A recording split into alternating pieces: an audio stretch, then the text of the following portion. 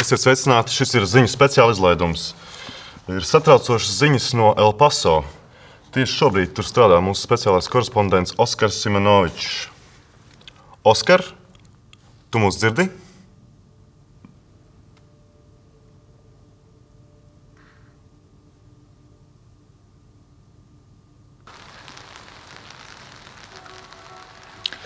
Jā, sveiks, Juri. Es esmu notikuma vietā, speciāla reportāža no El Paso pie Kreisburgera.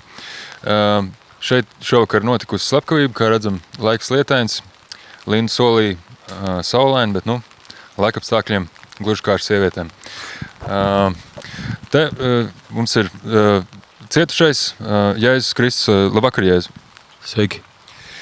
Jā, es saprotu, ka nogalināts ir tavs cīņbiedrs, tavs mīlnieks. Tavs... Nē, nemilnieks. Jūs ne par to partnerattiecību? Ja? Nē. Ok, sorry. Tavs plecs, tavs draugs, tavs kompanjons Pedro ir mirs. Kāds sajūts? Emocijas sit augstu vilni. Protams, gribētos pateikt vārdus, kurus nevarētu dzīvē ēterā pateikt, bet sliktas sajūtas, sliktas emocijas. Es saprotu.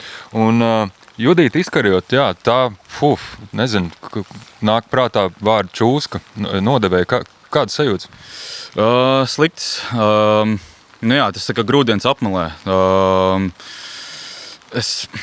Grūti par to runāt, godīgi sakot. Es tev ļoti labi saprotu. Un, visbeidzot, Ziemassvētku vecīša mamma. Tas gan bija pavērsiens.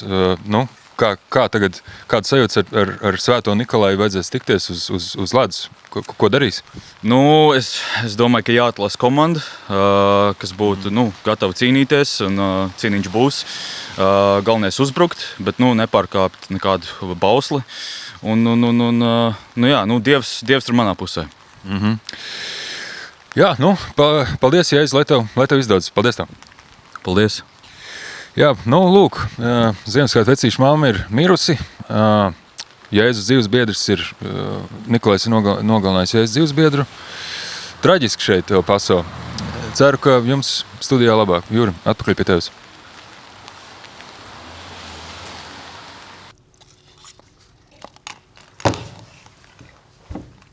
Jā, paldies, Oskar. Šausmīgas ziņas, jā. Tas bija ziņu speciāla izlaidums. Visu labu!